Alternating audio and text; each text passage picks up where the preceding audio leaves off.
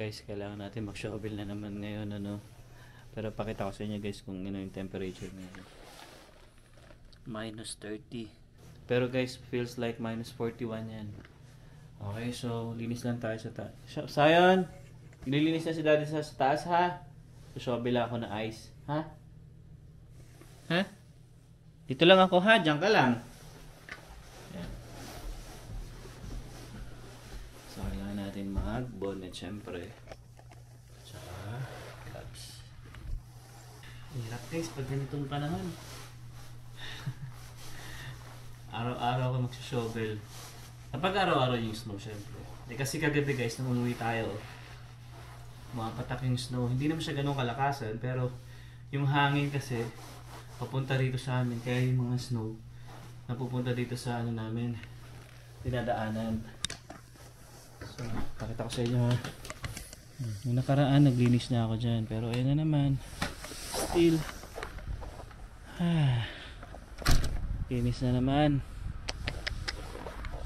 Pero kanina, pagising ko, may naglilinis doon sa harapan yung taas ko ata. Pero ito, hindi nila nilinis na naman. Oh. Eh, sasama na lang din natin yan. Okay, so ganun pa rin guys. Same routine.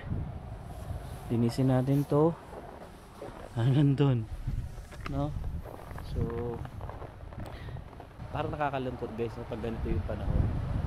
Unang-una malamig, pangalawa hindi ka makalabas, hindi ka makapunta ng mall basta-basta, although pwede naman, pero syempre nakakatakot yung daan, ano? Hindi natin masabi, madulas, makapal yung snow. Kasi guys dito sa Canada, yung mga loob-looban kasi ng mga street, hindi siya talaga, hindi siya nililinis ng mga truck dito. Ang nililinis talaga dito kasi yung mga highway. Pero pag yung mga ito, meron din naglilinis na. Pero pag yung sa mga kanto-kanto na sa loob na ng bahay, yan, sa mga likod namin, hindi na nililinis yan. Kumbaga, kailangan mo na lang din mag-iingat talaga. Okay, so yun. Ganun pa rin. Linisin ko lang muna to guys.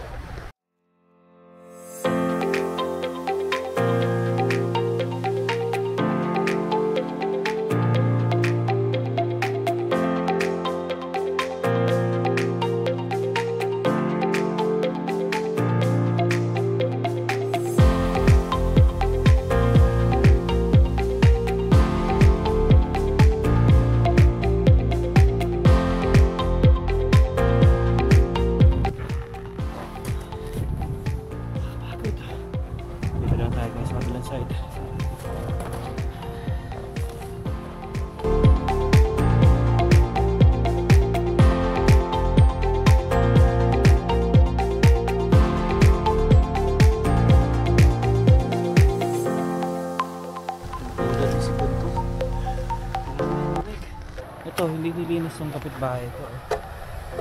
Dito sila dumadaan eh. Kailangan natin linisin.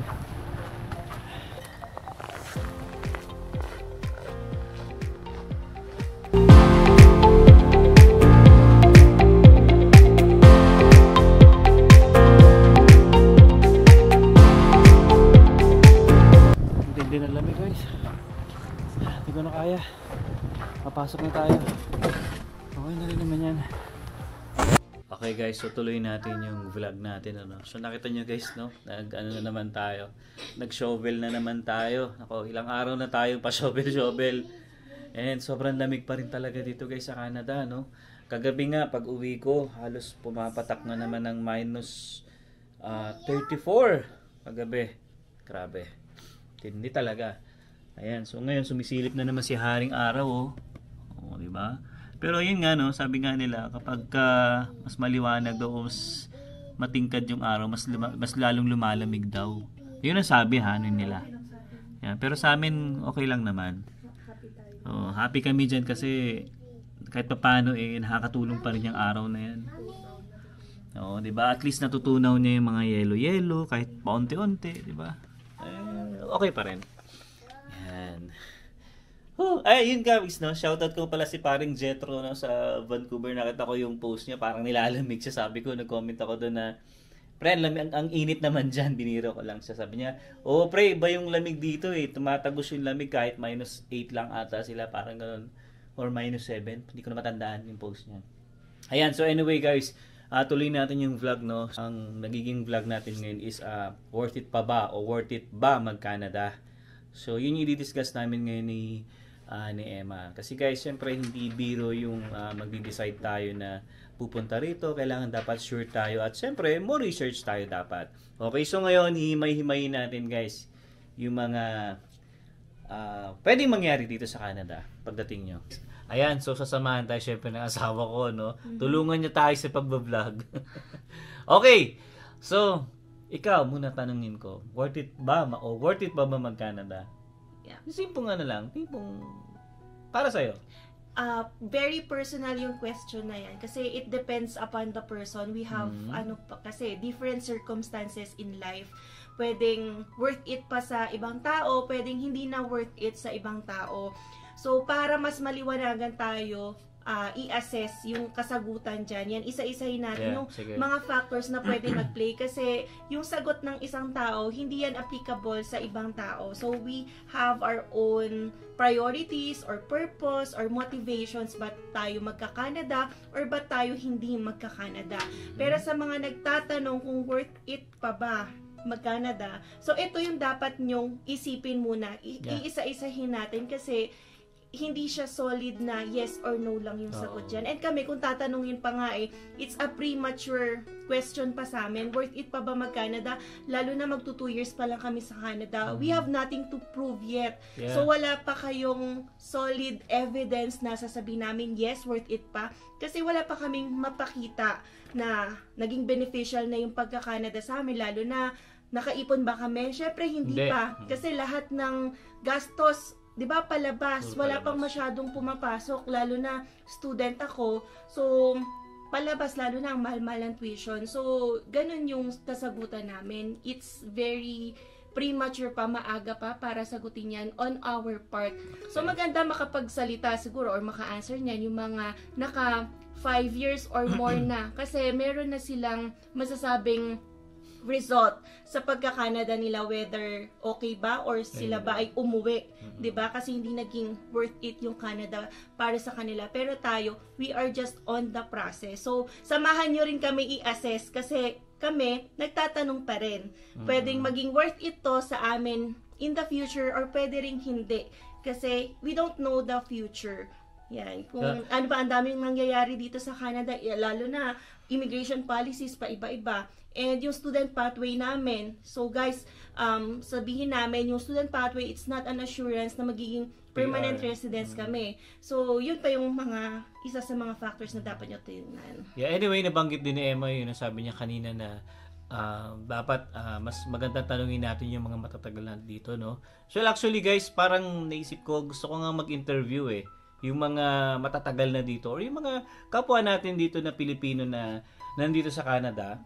Gusto ko talagang, alam mo yun, di ba sabi ko nga sa'yo dati, na parang gusto ko mag-interview na kahit mga international student, ano yung masasabi nila dito sa Canada, kung ano yung buhay dito, di ba? Para at least nalalaman ng mga outside dito sa Canada kung anong meron dito. Yeah, kasi syempre, although kami napapakita namin yung paano yung buhay namin, syempre iba-iba tayo pwedeng mas okay yung buhay nila, pwedeng mas nahihirapan pala, para din mag-gauge nyo ano ba yung pwedeng mangyari sa inyo. Kasi talaga, guys, parang iba yung kay Pedro, iba yung kay Juan. Yan. So, hindi talaga apples to apples or orange to orange yan. Kaya yun guys, no, baka sinong gusto magpa-interview dyan, at least ma-share nyo yung experience, diba, dito? O, pwede tayo mag-meet subukan natin guys, puntahan Zoom. namin kayo. Diba? At least matanong namin at may share nga natin sa inyo yung mga experience natin dito sa Canada. Yeah, so, comment kayo guys kung sino yung mga willing lang, magpa-interview dyan. Yan. Diba? Or mag-share ng experience kasi yung kay Dr. X, diba, yung sa Field International Student Story niya, although hindi siya nagpakita kasi medyo shy siya that time, sinulat niya na lang. In-email niya, tapos parang sinulat niya talaga yung buong story sa email, yun lang. Tapos ako na lang yung salita on his behalf. So, kung naiyaring kayo, if ever ayaw nyo magpakita sa camera, you can just email us. Yan, alwinandemma@gmail.com. Yan, okay? So yun guys ha, baka may meron dyan. Okay, so umpisa na natin. Medyo mahaba itong Ito, usapan natin. factors na dapat nyo i-consider para masabi nyo or masagot yung worth it pa ba mag-Canada. Unang-una, paano ba muna kayo pupunta sa Canada? Ano bang pathway? Although sinasabi namin kami, student pathway nga, yan, unang point na dapat nyo malaman, pathway nga siya, pero it's not a guarantee or assurance na magiging permanent resident kami. So, i-weigh nyo rin yon. So, pwede rin kayong through LAMIA or yung mga job offer direct sa mga employers. Yan, at least doon, lesser cost, pwede kayong malibre pa ng accommodation, pero it depends on the terms ha. Kasi yung iba, lucky na merong pinoprovide yung employers na accommodation, malapit sa pagtatrabahuan, so wala na silang masyadong expenses. Pero meron din na ikaw yung sasagot ng processing and ikaw rin yung magsasagot ng accommodation mo. So, it varies talaga. And minsan nga ngayon, LAMIA binebenta na yan. Pero it's very inappropriate na talaga. Although sad na nangyayari yon. Kaya isipin nyo, worth it ba bumili for example ng LAMIA? Kasi ang dami talagang kumakapit na doon, lalo na yung iba pa end na yung PGW pure status, tapos hindi pa sila na PPR. So yun, yung iba bumibili ng 20,000 na LAMIA. Although yung processing lang talaga nun is 1,000 guys. Yes. Yan, so i-assess nyo yun. So another pathway, yung mga PNP or Provincial Nominee Programs, i-assess nyo rin yun. So may mga cheaper ways din, lalo na if you will choose the mga Atlantic or rural provinces, yung mga areas na yan. So pwedeng maging worth it, lalo na mas makatipid kayo kung ganun yung mga pathways na pupuntahan nyo, kasi nga yung student pathway, it's kinda expensive. So, para ma-factor in nyo yun sa considerations niyo. Yes, tama. Okay, so pangalawa guys, ito yung yung paghahanap ng trabaho dito. Yes, so dapat i-consider nyo rin yun. Consider nyo rin yun. Bakit? Kasi, totoo lang guys, maraming trabaho dito. Pero syempre, kung medyo naghahangad ka ng mas mataas, is medyo mahihirapan ka sa una. Yan, sa una, although yung sinasabi nung iba na nakahanap naman sila ng trabaho na kapareho ng trabaho nila sa Pilipinas. May ganun din. Exception yun. Hindi sa lahat applicable. So, dapat, if ever hindi mangyari sa'yo yung ganing situation or kaswertehan, di ba? Ready ka rin mag-take ng trabaho na kahit mababa kasi umpisa ka pa lang. So, yung iba, hindi magiging worth it yung Canada sa'yo kung hindi ka willing i-accept yung ganong chance. Tsaka ganong klaseng trabaho. Ganong klaseng trabaho. If hindi ka flexible. Yan. So, kung sanay ka sa trabahong yan matataas, yung mga mom and sir ka, boss na boss ka. So, hindi para sa'yo yung Canada or hindi magiging worth it sa'yo yung Canada. Kasi, pwedeng ma-disappoint ka lang kapag baka pagdating mo dito sabihin mo ganito pala dito, ako sa Pilipinas, pero pagdating dito hindi nila na inaalaw yung mga ganong klaseng trabaho. Kapag ganyan, hindi mo maswallow yung pride mo, so Canada will not be worth it for you. Hindi para sa'yo. So feel ko dapat sa Pinas ka pa rin, at least 'di ba, na maintain mo yung status mo, yung position mo, yung pagiging boss mo. Dito kasi pantay-pantay. Yan, walang mom and sir dito. They don't call people ng mom and sir. Actually, first name basis, di ba? Pero kasi ako guys, personally talaga, minsan na ganun ako, sir, ganun, ma'am, nagaganon pa rin ako minsan. Nasanay kasi. Nasanay kasi ako eh. And another factor na dapat mo i-consider ay yung salary. Yan, kasi minsan pag may nagtatanong, di ba, mag-Canada pa ba ako? Kasi ganito yung sahod ko, makukuha ko ba yan sa Canada, yung ganitong worth ng sahod? Well, wala tayong assurance na masasabi kasi hindi naman natin alam sa province ka ba, anong work yung maaabutan mo pagdating mo dito sa Canada. Walang makakapag-insure niyan sa'yo. Pero, pwede mong i-consider yan. Kunwari, sumasweldo ka na ng 200,000. Tingin mo ba pagdating mo dito sa Canada and you are working like ganitong job, makukuha mo ba yung ganung sahod? Pero if meron ka namang path, for example, mag-aaral ka nito, although mag-start ka sa mababa, tataas ka ng tataas ng rank, makukuha mo rin yung ganung sahod or tataas pa. So, pwede mong i-consider. So, Canada will still be worth it for you. Kasi pwedeng sa umpisa lang, ganun mababa, hindi mo pa makuha yung sweldo na tulad ng sa Pinas, pero if you have a plan talaga, so dapat talaga dito research, kasi alam mo dapat kung saan ka pupulutin or saan yung aabutin mo. Yeah. Yan, after some years. Yan. Ito guys, pang-apat, syempre, expenses. Yan, So, dapat i-consider consider nyo nyo. yan. So, aside sa sahod, syempre, whether mataas ba o mababa, nakukuha mo ba yung intended salary mo, i-consider mo din yung expenses. So, although kasi dito sa Canada, sasabihin mo, ay, ang taas pala ng $3,000 kasi ganito yung value niyan sa peso. Kasi, pwede, malaki siya sa peso, pero kapag dito ka syempre Nag-work. na natili or na namuhay sa Canada, maliit lang Maliit yun, lang, guys. Kasi mataas yung cost of living nun. Yes. So, i-weigh mo, mas nakakaipon ka ba sa Pilipinas? Kasi ganito lang yung expenses mo. Compare dito sa Canada, if ang mahal ng expenses, lalo na consider nyo, as of now, lalo na dito sa Alberta kasi walang ceiling, yung pag-increase ng mga sa rental bahay, fee ng mga landlord.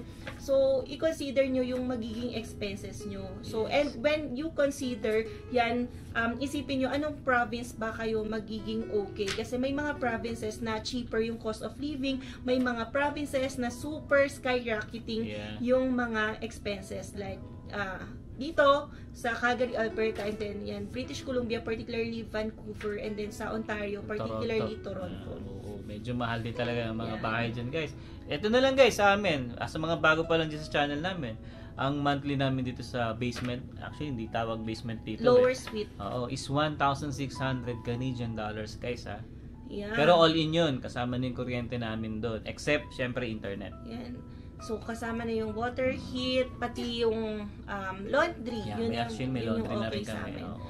Pero, syempre, kung tutuusin, mahal pa rin yun. Kung, lalo na, minimum wage earner ka pa lang, naku, Hindi halos kaya. doon mapupunta sa bills mo, Oo. yung sweldo. Yes. Kaya nga sabi namin sa inyo, wala pa kaming ipon. Nandito pa kami sa stage na Puro parang palabas. investment period. Puro Palabas pa lang. talaga guys. Kaya hindi pa namin masabi kung worth it kasi as of now wala pa kaming nakukuha. Wala pa kaming ipon or hindi pa nagre-return yung in-invest namin. Tsaka especially guys, no, ako lang ang nag-work, si Emma, yun nga, Aral. nag-aaral.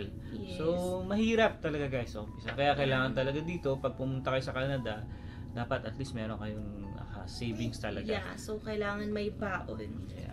Yes. And then ito, i-weigh nyo, ito na yung maganda or positive part. So, bakit ba nagka-Canada? Ano ba yung mga makukuha mo sa Canada? So, pwede rin kasing nagiging driving or motivating factor mo yung mga benefits na pwede mong makuha along the way dito sa Canada. For example, meron ditong child benefit. Although wala pa kami kasi hindi pa kami nakaka 18 months dito. Dapat. Merong child benefit yung mga bata dito monthly. And it depends sa salary ng mag-asawa ha. Bababa yung child benefit pag tumaas na yung sahod. Pero if minimum wage earner yung or nasa low income category itong family, every month yan, merong parang child benefit na ibibigay bawat bata ha. So kung meron kang 4 na anak yan, every child guys. of yours yan. Kaya yung iba ipon para pang yung iba pang Bayad sa bills na bahay, rin, oo. bayad sa bills. Pero yung iba kung sobra naman yung income, iniipon nila yon para sa future education ng Yes. bata. So dito naman kasi although yung may mga schools dito na libre or minimal lang yung pinabayad sa mga schools until grade 12 yan for like processing or mga whatever necessary expense, pero minimal lang yun. Yung minsan nga may nakikita akong post libre yung mga school supplies, may bag na naibibigay mismo sa bata or sa student, and until grade 12 yun. Yes. Pero dapat mag-ipon na din yung parents dito para sa university later on. Okay, the second benefit guys is yung tax refund. Yan. Dito nagta-tax refund sila lalo na kapag newcomer ka, then yan nag-work ka on your first year. So nire-refund nila Babalik yung nila sa'yo. excess tax na nabayad mo in a form of check or direct deposit sa bank account nyo. Yeah, pero sa amin guys, experience namin cheque. Check kasi nyo, hindi pa natin na asikaso yung noon sa bank. Pero ngayon, direct deposit na kapag nakakuha kami ng benefit. isipin nyo guys, so yung cheque na yun, i-mail lang sa amin sa bahay. Yes. Doon lang namin kinuha sa mailbox namin. Yan. And then dito, marami ding mga government benefits, yung mga tax credits na natatanggap. Well, it depends nga rin pala sa province that you are in. Dito sa Alberta, may tinatawag na Climate Action Incentive Plan. So, KAIP, meron din GST refund. I think all over Canada yon. Pero sa Ontario, alam ko may iba kinds pa sila ng mga programs. So, it varies yung mga natatanggap nating government services and benefits. Yes. And then, sumunod, yung healthcare. Yeah, Yan, lalo na dito sa Alberta. First day pa lang namin na pagdating, covered na kami ng Alberta Health. Yan. Yung ibang provinces, though, you have to wait for 3 months or yung friend natin, diba, sa Vancouver, they have to pay 75 monthly for MSP kung hindi pa sila PR. Yan. Kung student. Kasi yung asawa lang ang hindi nagbabayad. Kasi meron siyang coverage. Sa trabaho. So, yun. You have to weigh in para masabi mong worth it ba or hindi. Kaya yung iba, strategic din. So, parang kami rin, inisip namin saan pang province kami makakapagsimula nang hindi masyadong nagbe-break ng bank. So, inisip namin Alberta kasi 5% GST lang. Compared sa other provinces na dalawa yung taxes. Although maraming provinces pa rin naman dito sa Canada na merong lower cost of living. So, kung nagbabalak pa rin kayo mag-Canada yan, you can consider yung mga other provinces na lower cost of living para diba, mas ma-feel nyo yung mga benefits at hindi nauubos yung sahod sa mga bills and expenses. And another factor na syempre pwedeng maging beneficial nyo sa pagka-Canada is that you will tend to live in a multicultural community. So dito talaga salo-salo na yung mga race, ethnicity ng mga tao. So matututo kayo makihalubilo sa lahat ng tao of foreign origins. Itim, diba? Indiano, puti. Yan, so marami. Halo-halo, Chinese. Diba? Korean, meron din. Tsaka guys, matutuwa ka rin kasi kahit papaano, mas may meet ka na bagong kaibigan, maputi man yan, itim, Indiano. Nakakatuwa din siya. Yan. Although, ito yung siguro one of the factors din talaga na you have to consider kung mag-move ka ng Canada. And ito yung masasabing worth it ba? Kasi kapag ganitong season, lalamigin ka. So, Canada, hindi yan ligtas sa lamig. So, all over Canada naman malamig. Pero may mga provinces na sobrang lamig. And isa kami doon, So, isa din na, I think, sa Saskatchewan, Manitoba, yan. Yung mga,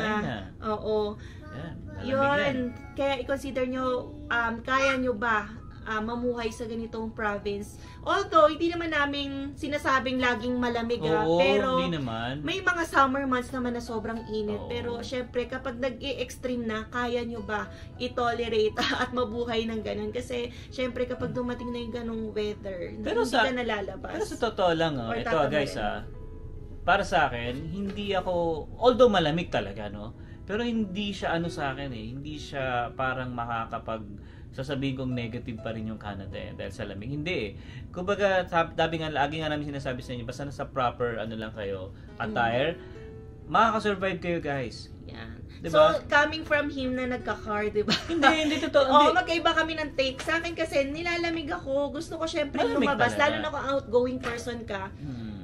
Kahit naman mag-layer-layer ka, sige, kaya. Pero, guys, isang factor yan, natatama rin ka ng lumabas. So, parang lalabas ka ba, yan, dami mo pang layer na gagawin. So, yan, different kami doon ng take. Siguro, pero hindi, kasi ako, lumalabas din naman ako Kumbaga, kung yung sasabihin mo makaka-survive ka, makaka-survive, pero kung yun nga, outgoing ka, hindi ka makaka-survive due to loneliness kasi nalilimit yung paglabas-labas mo. Hindi ka maka-explore during those times kasi syempre takot ka rin naman na mamatay ka sa lamig o manginghinig ka sa lamig na minus 45 na, di ba? So hindi ako ganadong mag-explore ng outside world kapag ganun kalamig. Hindi rin naman talaga lalabas talaga. Yan, isa yan sa discussion namin na kailangan yung i-consider. Although sabi ko nga, kahit hindi ko gusto yung ganong kalamig, sabi ko, titiisin ko na lang kasi hindi naman siya forever. Oo. Nasa 1 to 2 weeks, 3 weeks lang yan. Ganun lang Na naman. ganyan. So, by next week, I think it will be better. Bababa na ulit eh. Minus 1 digit na lang siya. Yes. Kasi ngayon, double digit tas, nasa 30 plus, 20 plus. So, Pero ngayon, I think, ano na lang siya ngayon nag-drop eh. na nga eh. Nag-drop siya 27. ngayon guys eh. 16, minus 16 na lang siya diba? ngayon. So, okay na. And then, tomorrow, magiging minus 1 to minus 7 siya. So, ganun kabilis mag-drop yung temperature dito. Yeah. And then, minus 7 to minus 17. Mm. And then, next week, ayan o, May positive 1 nga, na. Yeah. So, ganun naman, hindi forever Hindi na naman siya ganito forever kalamig. guys talaga na malamig. Although, syempre, kung gusto mo talaga ng tropical country, iba pa rin talaga sa Pinas. Oo Kasi naman. walang The best ganitong talaga. kalamig. The best talaga. Yan. So, you have to weigh, guys. Hindi namin talaga masagot yung tanong na yan. It's upon Sabagay. you kung ano yung kaya nyong i-take and Yeah. kaya nyong tiisin. Yan. And guys, kindly take note that when you move to Canada talaga, you will struggle at first. Yan. Parang kami din. Kaya sabi ko nga, wala kaming ipon pa. Kasi lahat talaga, ikaw ang mag-iisip paano ka magbabayad ng bills, paano ka bibili ng ganito. So, hindi siya paradise na iisipin, mag-Canada tayo. Pagdating mo dito, asing wow ka na agad eh. Hindi kami ganun yung eh. taong nakataas na yung paabos na boss Oo. dito. So, kakayod ka rin talaga dito para magsimula. Yan. And then, you will later on reach your goal. Pero, guys, we assure you na pag nag-uumpisa talaga, Mahirap. hindi ganun kadali. Yan. So, it's on you. Kaya nyo ba magsimula sa umpisa if you will be transferring here in Canada? Kasi may mga tao talaga na okay din yung buhay sa Pilipinas, di ba? Oo. Magaganda na. So, laging nilang struggle din sa pag-iisip, sa pagde-decide. Worth it ba na i-give up ko yun and move to Canada? So, it's upon you kasi you have a lot of things to consider. So, iba-iba tayo ng priorities, iba-iba tayo ng pag-weigh ng consideration. May nag-email nga dito ba sa atin kung ang naalala mo, no? Ang ganda na. Talagang in-explain niya guys, maganda yung buhay niya. Oo. Pero alam mo yun, nag-iisip pa rin siya. Yeah. Kung talagang parang, alam mo yun, lumalamang pa rin yung gusto nilang mag-Canada. Although, maganda na yung buhay nila sa Pilipinas. Humingi sila ng payo sa amin. Pero syempre kami, neutral kami. Yeah. Hindi namin pwedeng sabihin na, punta kayo dito, di ba? Oo. Hindi ganun eh. So, sabi namin talaga lagi, research. Kasi hindi namin masabi ano talagang kasagutan. We don't know your future. Yeah. So, pero, syempre, kapag mag-umpisa ka, lagi namin sinasabi, kung mag-umpisa ka sa Vancouver, yan, high cost of living, Yeah. pwedeng, ano yan eh, maging niche na maging ano ka talaga, mapauwi, pabalik sa Pilipinas, lalo kung hindi ka prepared sa budget. Kasi, meron kaming kakilala din sa Vancouver, struggle din talaga. Oh. Yan. So, kung yun yung pipiliin mong place, you're gonna struggle. Yan.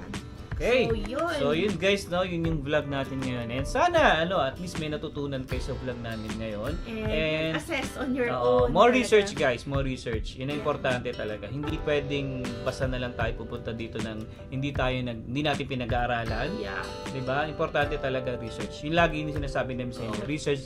To prevent disappointments. Yes. Okay guys, so I hope na nag-enjoy kayo sa vlog namin and see you on the next one. Peace. Peace.